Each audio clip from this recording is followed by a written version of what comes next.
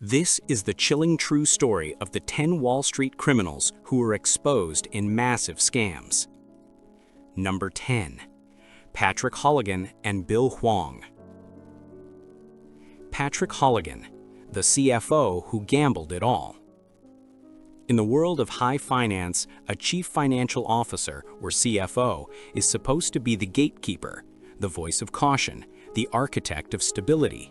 But for Patrick Halligan, the CFO of the secretive investment firm Archegos Capital Management, his job became less about managing risk and more about enabling a catastrophe. In March 2021, the market witnessed a sudden, brutal tremor. Billions of dollars were wiped out in a matter of days. The epicenter of this seismic event was a little-known family office run by a man who had already been banned from the financial sector. And at the side of this man, orchestrating the mechanics of the meltdown, was Halligan. Halligan, a former employee of a major financial services firm, was brought in by Archegos founder Bill Hwang to lend an air of respectability to the operation.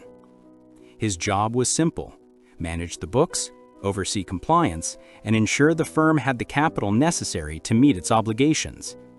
But in reality, Halligan was instrumental in what federal prosecutors would later call a brazen conspiracy to manipulate the firm's assets.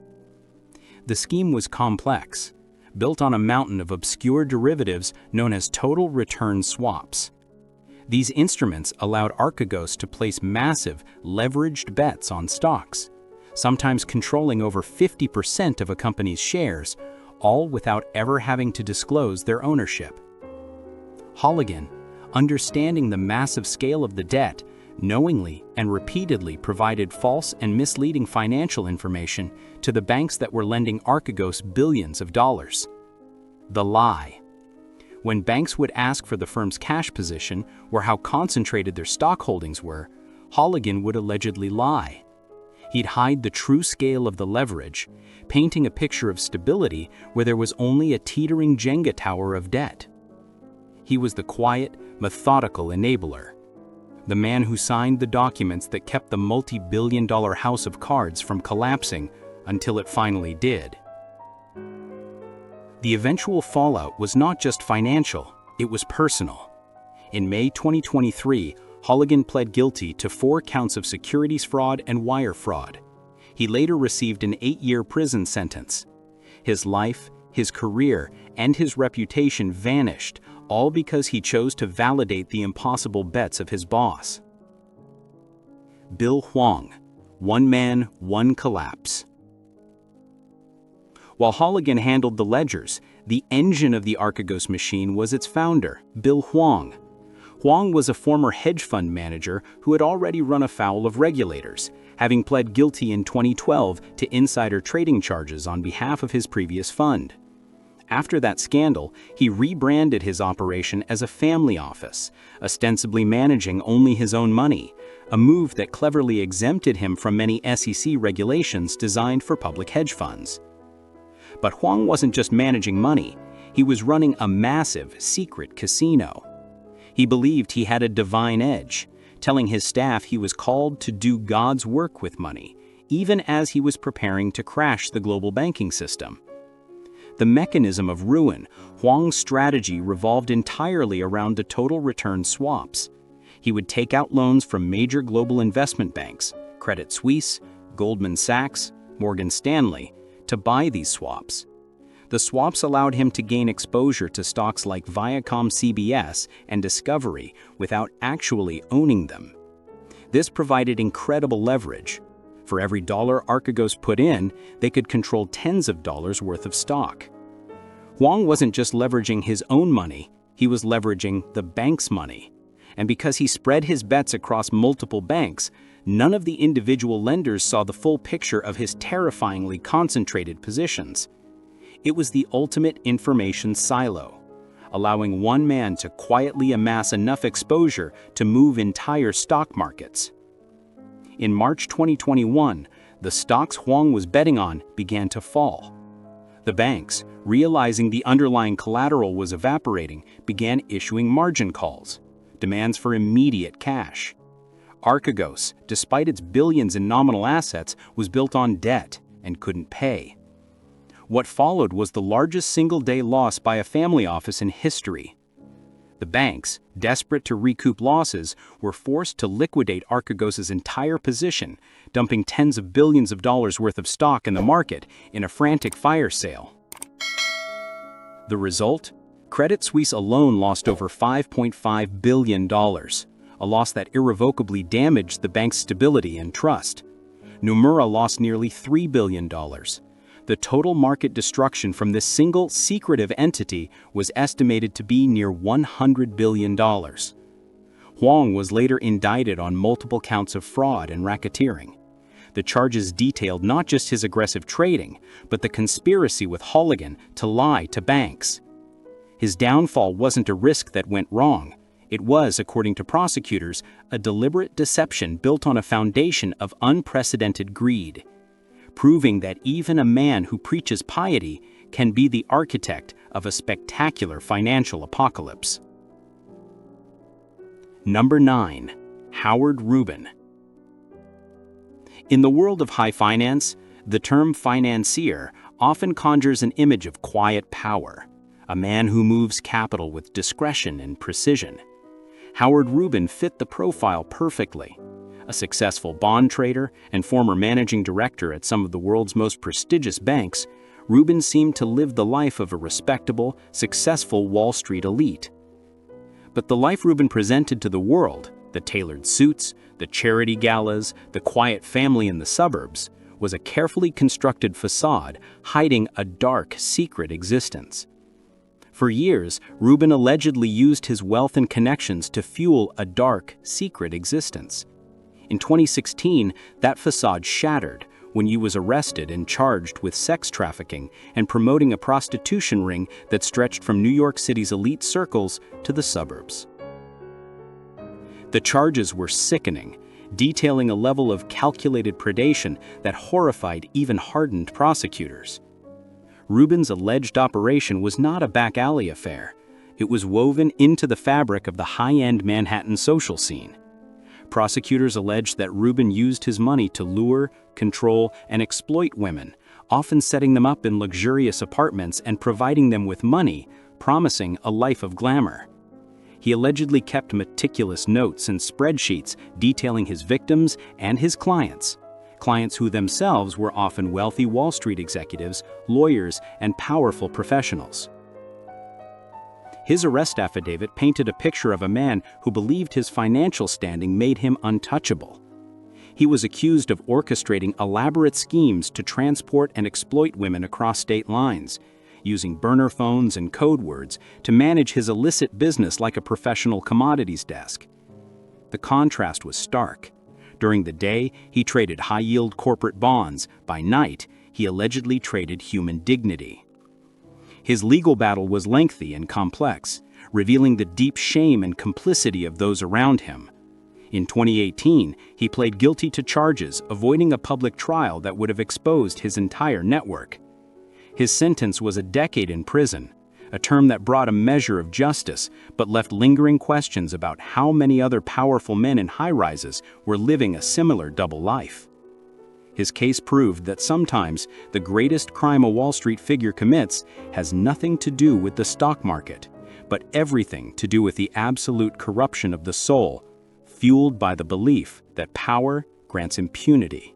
Number 8. Vladislav Klushin, hacking Wall Street from Moscow. The image of the Wall Street criminal is often one of a man in a corner office staring at a Bloomberg terminal. But the crime of the 21st century comes not from the trading floor, but from the dark corners of the internet. Enter Vladislav Klushin, a Russian businessman with powerful connections to the Kremlin who operated a secretive, high-stakes data empire thousands of miles away. Klushin's operation was stunning in its simplicity and chilling in its scope. He wasn't trading stocks, he was stealing the information that made the move. The cyber heist, Klushin's firm, known as M13, was a sophisticated IT company that catered to the Russian government. But the firm's real asset was its ability to illegally access the networks of major U.S. filing agents, the companies responsible for digitally receiving and processing corporate earnings reports and regulatory filings before they were made public by the SEC. This gave Clushin and his conspirators a crucial illegal advantage: insider information moments before anyone else in the world knew it. They were reading earnings reports, merger announcements, and acquisitions before the public or even the SEC could react. This is known as material non-public information, or MNPI, the most valuable commodity in finance. Using this stolen data, Clushin and his team executed a series of lightning-fast trades, often within hours or even minutes of the filings being stolen. They created a complex network of shell companies and offshore accounts to launder their profits and execute trades across multiple brokerage houses. The scheme ran for years, targeting numerous U.S.-listed companies. The total profits investigators were able to trace back to this operation reached an astonishing $93 million. It was a high-tech version of the most ancient Wall Street crime, insider trading, but weaponized with the speed and stealth of advanced cyber espionage. The takedown, Clushin believed he was protected by his powerful connections in Moscow, but in 2021, while traveling in Switzerland, he was arrested at the request of the U.S. government. The legal battle over his extradition was intense, involving diplomatic pressure from Moscow, which viewed him as a state secret holder. He was eventually extradited to the United States. His trial was a landmark moment, prosecuting a foreign operative for using cybercrime to fleece U.S. financial markets. In 2023, Clushin was convicted on all counts, including conspiracy and securities fraud. He was sentenced to 9 years in prison, a powerful statement that Wall Street is vulnerable to cyber threats and that international borders are no defense against U.S. financial law. His case underscored a terrifying curiosity gap. How many other foreign actors are currently exploiting U.S. financial infrastructure? Clushin's conviction answered the question of if it was happening, but left the audience to wonder how often it happens undetected. Number 7. Sam Bankman-Fried, crypto's golden boy falls. In the ephemeral, lightning-fast world of cryptocurrency, a new type of financial titan emerged, the crypto evangelist. Sam Bankman-Fried, known by his initials SBF, was the face of this revolution. A young, disheveled savant who promised to make crypto safe, accessible, and ethical. He was a vegetarian, a philanthropist, and the founder of FTX, one of the world's largest crypto exchanges with a valuation that soared to $32 billion. SBF was everywhere. He testified before Congress, graced the covers of business magazines, and poured millions into political campaigns and charitable causes. He was crypto's golden boy, the intellectual with the messy hair who spoke the language of effective altruism. But his carefully curated image was a mask, hiding what prosecutors would later call one of the most audacious and comprehensive frauds in modern financial history. The core deception was rooted in the separation between his two main entities, FTX, the customer exchange, and Alameda Research, his crypto hedge fund. SBF repeatedly assured the public that customer funds deposited on FTX were safe and segregated. He swore that Alameda operated independently. The truth was that Alameda had a secret, massive line of credit backed by FTX customer funds, a relationship that was explicitly hidden from investors, auditors, and the public. This was the secret pipe that funneled billions of dollars out of FTX. When the crypto market began to suffer volatility in 2022, Alameda lost massive sums on risky investments. To cover the holes, SBF allegedly directed Alameda to simply take billions from FTX customer accounts. The money was used for everything: bailing out Alameda's debts, making enormous political donations, and purchasing lavish real estate for SBF and his inner circle in the Bahamas. The entire operation was a Ponzi scheme built on digital assets. It collapsed, not with a bang, but with a massive, catastrophic withdrawal run. When a rival CEO questioned FTX's financial stability, customers panicked and began draining their accounts. SBF couldn't pay. The billions he claimed were safe were gone. In November 2022, FTX filed for bankruptcy, and its $32 billion valuation vanished overnight. Billions of customer deposits were simply stolen, leaving millions of retail investors and institutional funds financially ruined. SBF was arrested in the Bahamas and extradited. His trial in late 2023 became a spectacle. Former friends and colleagues testified against him, detailing his knowledge of the fraud. The jury didn't take long. SBF was convicted on all 7 counts of fraud and conspiracy. The man who promised to fix the financial world was revealed to be a breathtakingly sophisticated fraudster, whose criminal enterprise proved that even in the decentralized future of finance, the oldest rule that greed corrupts absolutely still applies. Number 6. Bernard Madoff, the king of scams. The name Bernard Madoff is not just a financial scandal, it is the ultimate metaphor for Wall Street betrayal. Madoff wasn't a reckless trader, he was an institution. The founder of Bernard L. Madoff Investment Securities LLC, he was a respected former chairman of the NASDAQ stock market, a pillar of the Jewish community, and a quiet philanthropist. For decades, he cultivated an image of absolute trustworthiness and enviable consistency. His offices were on the 19th floor of Manhattan's Lipstick Building, a physical symbol of his quiet, undeniable authority. For decades, the world's elite, movie stars, charities, wealthy families, and prestigious banks handed Madoff their money, trusting his promise of steady, higher returns that seemed too good to be true. They were. The shocking revelation on December 10, 2008, was that Madoff's celebrated investment strategy, which he claimed was a complex split-strike conversion using options, was entirely fake. His entire business was the largest Ponzi scheme in history. A Ponzi scheme is an operation that takes money from new investors and uses it to pay fabricated returns to earlier investors, creating the illusion of a profitable venture. Madoff had been doing this since the 1970s. For over 30 decades, his investment arm had not executed a single trade. All the statements, the trade confirmations, the impressive returns, it was all fiction. It was a lie told by Madoff and a handful of trusted employees on the 17th floor of the same building in a secretive operation hidden from the legitimate trading floor. The scheme collapsed, predictably, during the 2008 financial crisis. As the market convulsed, his clients tried to withdraw their money. He couldn't generate the cash. There were no investments. There was only the massive, gaping hole of the lie. The final, staggering estimated loss to his thousands of victims was $65 billion. It wasn't just money lost. Entire family fortunes, charities that funded medical research, and pension funds were wiped out. The human cost was devastating, including suicides and the utter ruin of lives that had trusted Madoff implicitly due to his reputation.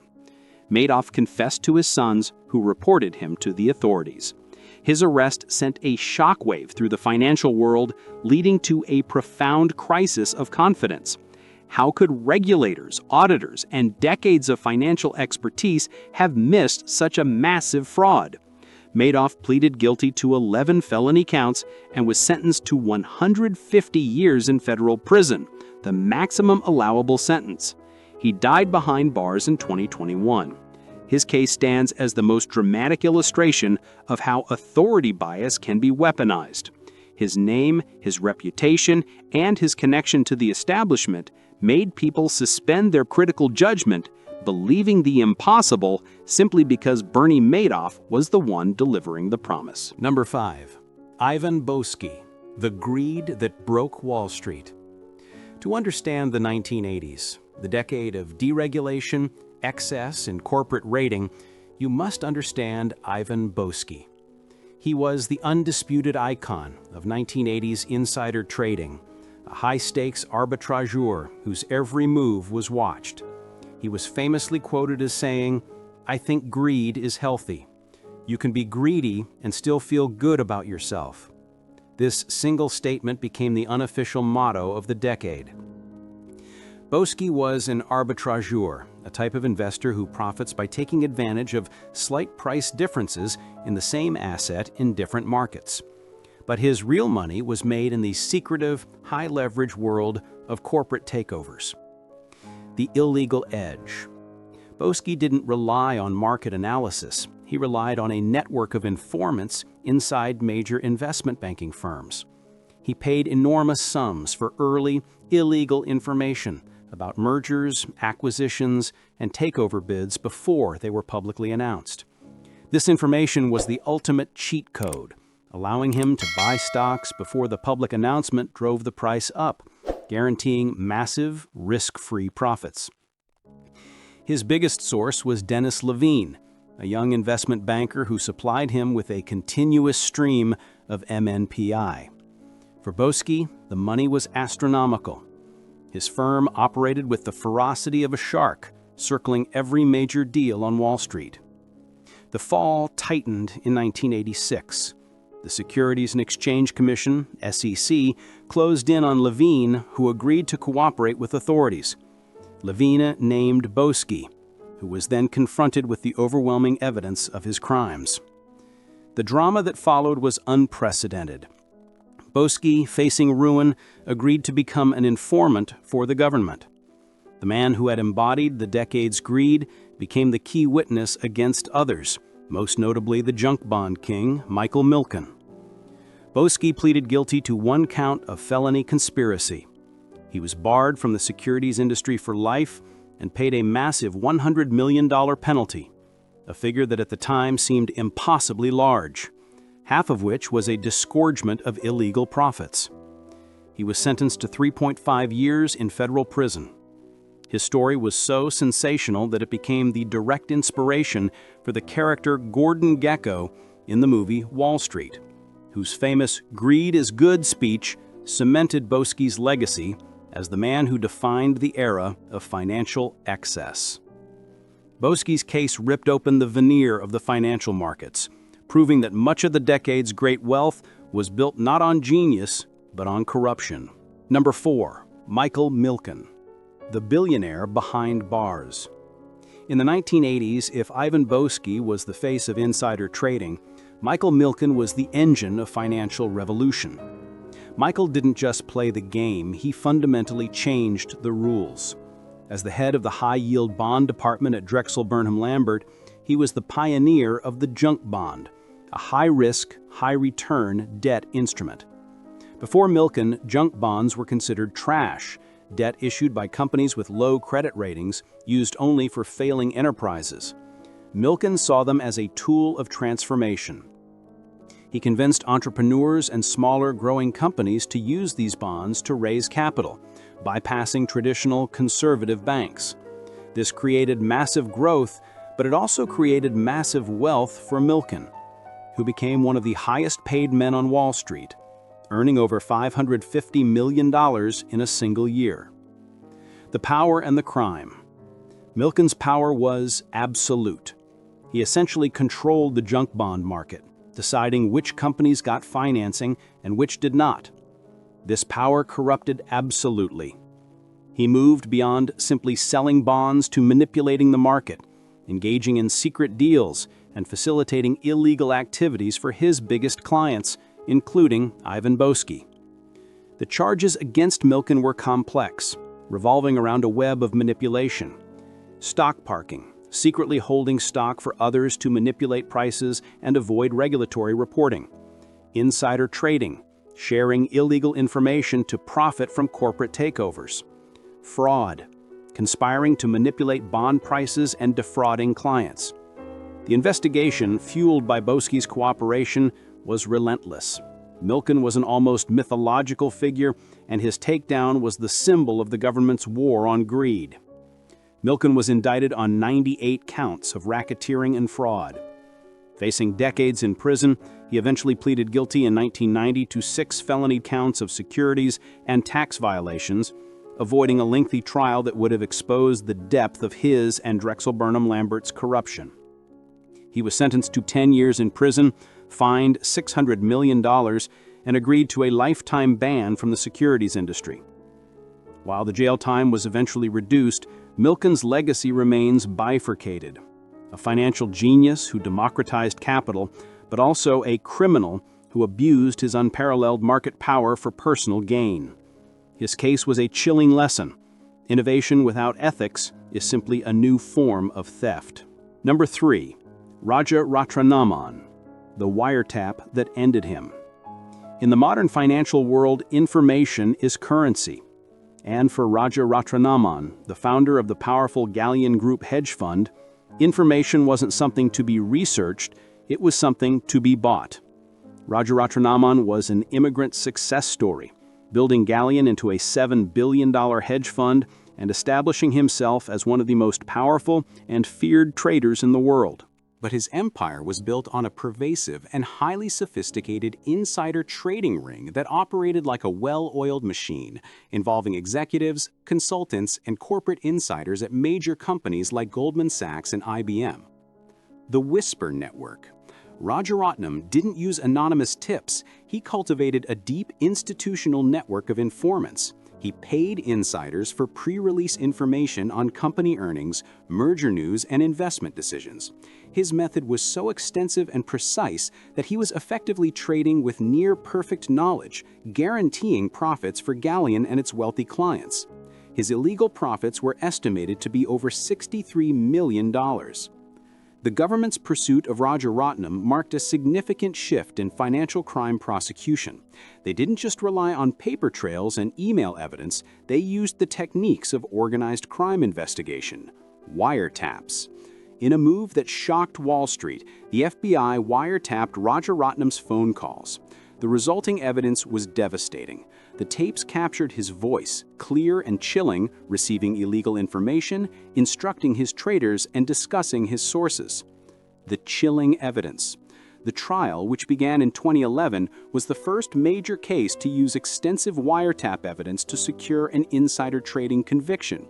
The jury heard Rajaratnam's voice discussing confidential details of pending corporate announcements. The evidence was irrefutable. His claims of using only street rumors collapsed under the weight of his own recorded words. He was convicted on 14 counts of conspiracy and securities fraud. Rajaratnam was sentenced to 11 years in prison and paid a $92 million fine and forfeiture. It was the longest prison sentence ever handed down for insider trading in the U.S. The conviction of Rajaratnam sent a powerful message. The era of paper crime that was hard to prove was over. The use of federal wiretaps meant that even the most powerful hedge fund managers had to fear the microphone. The Whisper Network was now an open line to the FBI, forever changing the way financial crime was investigated and prosecuted. 2. Jordan Belford, the real wolf exposed. For most people, the name Jordan Belford conjures up images of yachts, private jets, and excessive parties, thanks to the blockbuster movie The Wolf of Wall Street. But the real story of Belford, the founder of the brokerage house Stratton Oakmont, is not one of glamorous excess, but of calculated, low-down fraud that ruined thousands of small investors. His firm, established in the late 1980s, specialized in penny stocks, cheap shares of small, often obscure companies. His sales force, a pack of young, aggressive, and highly trained cold callers, was legendary for their intense manipulative tactics. The pump and dump. The core of Belford's scheme was the classic pump and dump. Here's how it worked. The pump. Stratton Oakmont's brokers would acquire large amounts of cheap stock in a target company, often through illegal kickbacks or secret ownership. The fraud. The brokers would then cold call unsuspecting retail investors using aggressive, misleading, and outright false hype to convince them to buy the stock. The dump. As the demand from the new buyers drove the stock price artificially high, the pump, Belford and his inner circle would secretly sell their own shares at the peak price, the dump, making millions in minutes.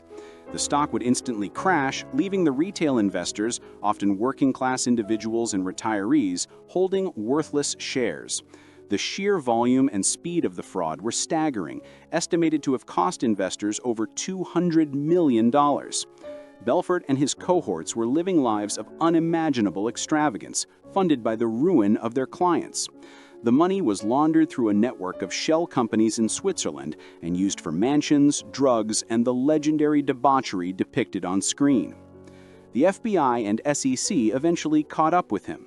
Facing charges that could have put him in prison for decades, Belfort cooperated with the government, providing evidence against numerous co-conspirators. He pleaded guilty to money laundering and securities fraud.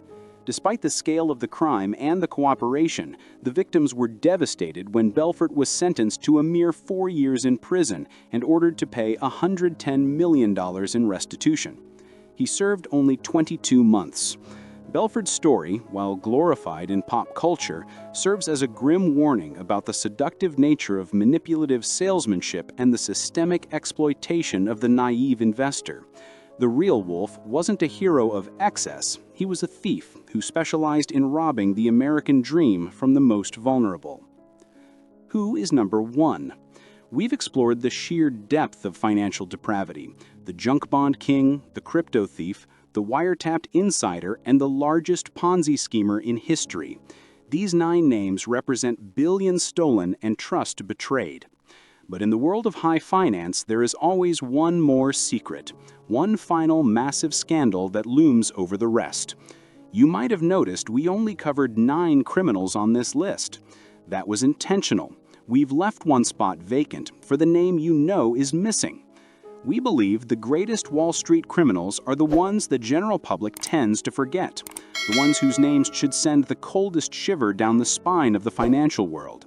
The man or woman who should be recognized as number 10 is the person whose crime you found the most shocking, the most enduring, or the most unjustly overlooked.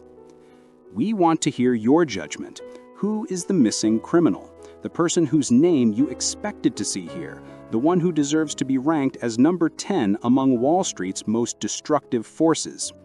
Drop the name in the comments below and tell us why their crime belongs at the top of the list. We'll be in the comments section watching to see who guesses the person we had in mind. If you found this deep dive into the world of financial crime revealing, please take a moment to like this video to help expose these stories, and subscribe to our channel, hitting the notification bell so you don't miss our next expose into the hidden truths behind wealth and power.